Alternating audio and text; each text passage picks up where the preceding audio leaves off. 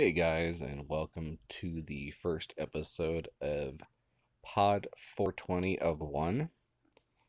I'm your host, Jimmy. This particular talk has to do with the incarceration of immigrant children in the United States.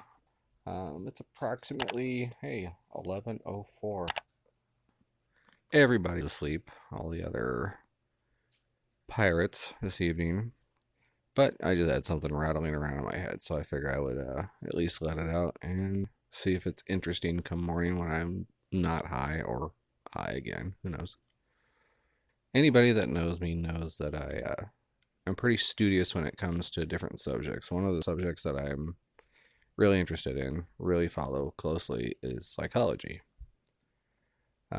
Namely, a book that I'm reading right now is kind of the preface of what I'm going to talk about. It's The Anatomy of Violence.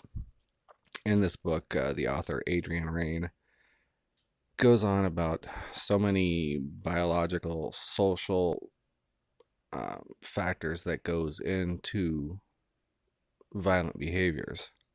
And with all these children that are, stranded in whatever state they're in, these children have been ripped away from their parents. One of the big cornerstone of violent behavior is maternal rejection, whether in this case whether it be voluntary or non-voluntary. These children don't have their parents. Maternal rejection is a huge thing, but in the case of no mother, paternal rejection would be just as bad, just as incendiary of a mental process for the child. So now you've got an entire government system that is ripping you away from your parents and then keeping you in horrific conditions. How do we not expect these children to become violent offenders?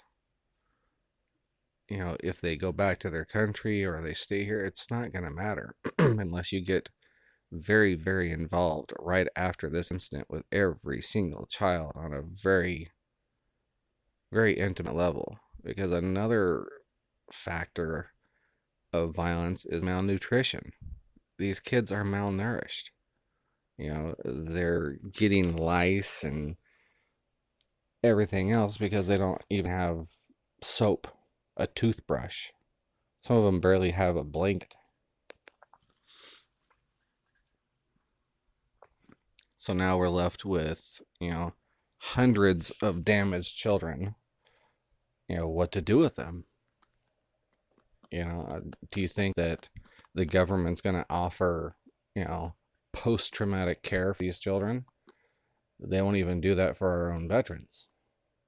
So we, as a country,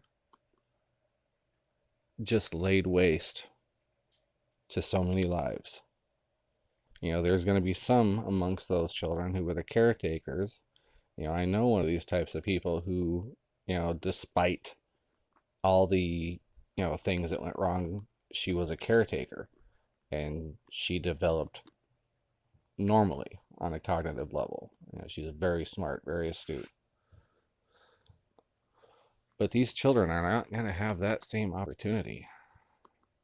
A lot of these children are probably going to go from this horrible situation to maybe not as horrible, but still something that you and I, living in the first world with our first world privileges, we wouldn't be able to stomach that. We would, watch a video of that and we would probably be brought to tears. I know I've been brought to tears a couple times on this subject. It's horrible. I mean, look what we're doing to our communities that, for the lack of the better term, are not white. We introduced via the CIA drugs to these people. We give them little chance to get out of the crap that they're in. Because of the factors that are involved, they're horribly poor. They have access to very little decent food. They live in, violent, horrible neighborhoods. Children have to witness crimes and murders and everything else. This actually has a biological effect on a child's mind.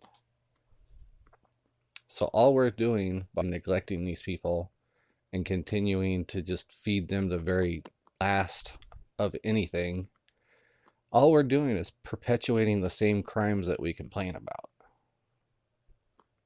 So in order to change society, if you want lower crime, if you as the elderly white lady that clutches your purse as you go down the street really want to get rid of crime, guess what?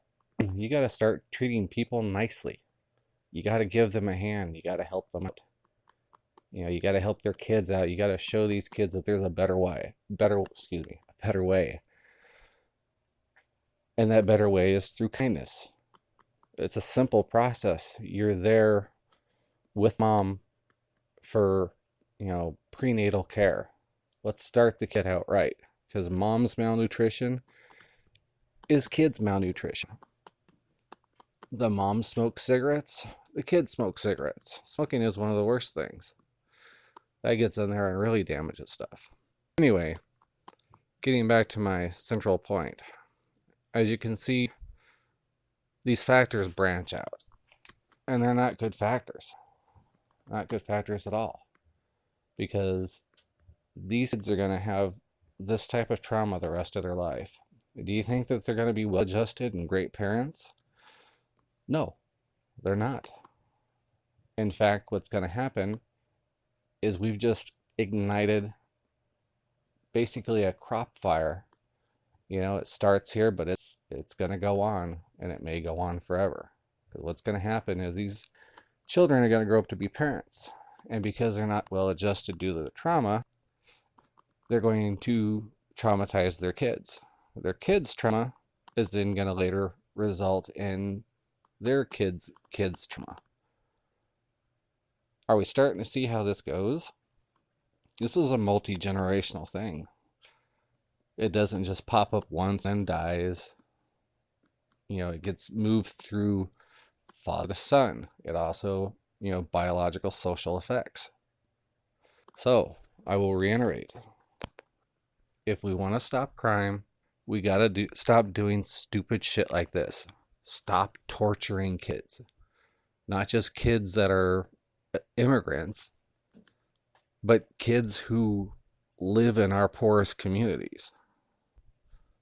Kids that are gravely misunderstood, that hyper kid that everybody calls a bad seed. There's a reason why. Get that kid tested. Get that kid some help. That kid doesn't have to be a bad seed. There are so many therapies nowadays. But it's just a heart-wrenching conversation. And I think that's why I had to have this conversation solo. It's just that I had to get that out. These poor kids are being dealt a hand they did not choose so early on in life, to have basically wasted their life before they even had a chance to live it. It's heartbreaking. But when they come of age, everybody's going to blame them for their behavior. Everybody's going to say, wow, that person's bad. They hurt somebody, or they robbed somebody. Well, in this circumstance, there really isn't free will. These traumatic events, these damages to the brain, these malnutritions, introducing disease, and potentially heavy metals into their bloodstream, that kind of takes away their free will.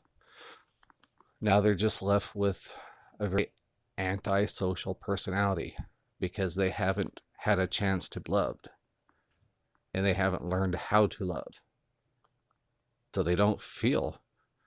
And when you don't feel, you do bad things. You're always seeking a rush because that's the only thing that gives you a high. It starts as maybe a little bit of kleptomania, and then pretty soon you've got a Ted Bundy who definitely, had a normal all-American life, but turned out to be a psychopath. through brain damage and another social factor. So if it can happen to an all-American white person doing their little first world stuff, imagine what's happening on the streets every single day. Every single day.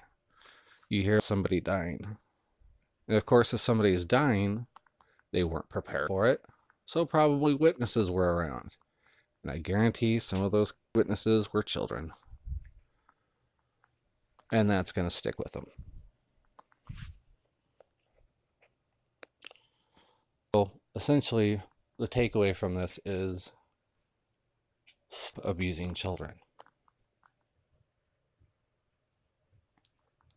You know, our government as a whole should know better. We've got some of the top scientists, psychiatrists, psychologists, neurosurgeons, neuroscientists in the world. I doubt that, you know, some other countries have that many designations, you know. So somebody at some point had to have said, excuse me guys, I think you're gonna fuck up all these kids. At least I hope somebody said something like that. I would be astonished if somebody didn't. What I'm more astonished at is who decided to disregard that information and why? How could you justify that? Well, we've got all these immigrant children. Let's separate them from their families and anything and everything that they've known in the universe and put them in cages. That, in my opinion, and I know it's not a one-to-one, so I apologize for even using the metaphor, but the concentration camp. You know, what's next? You know, are these poor children going to be given blankets that's tainted with some disease? And then blame it on some kind of anti-vax measles outbreak? I mean, come on, where does this end? It's 29. Are we really doing this to people? It's astonishing. It's heartbreaking to have institutionalized child abuse. Institutionalized child abuse. Say that. If that doesn't pierce you through the heart, I don't know what would. It's insane. Anyway, guys, thanks for hanging with me. I don't know if I will actually put this on the air, but I just was sitting out here getting ready for bed, taking my evening bong hit, and I got consumed, overwhelmed with sadness for those poor kids. You know, the parents, they're going through their own horror, but they're adults. They can see what's going on and try to make sense of it. The poor kids can't. They can't. Anyway, before I go off into chat land again, I'm going to go ahead and sign off, take a long hit, and get some sleep. I got stuff to do tomorrow, and so do you. All right, guys, thanks for hanging out once again. Make sure you hit the like, subscribe, and the bell, just so you know when new things are coming away. And I know we mentioned in a couple of our videos for the storage stuff, but if you find things in our storage videos that you like, make sure you email us at contactcanacity@gmail.com, and we'll try to get whatever you're wanting to you. So anyway, have a good evening, guys, or good morning, wherever you are. And thank you once again. Good night.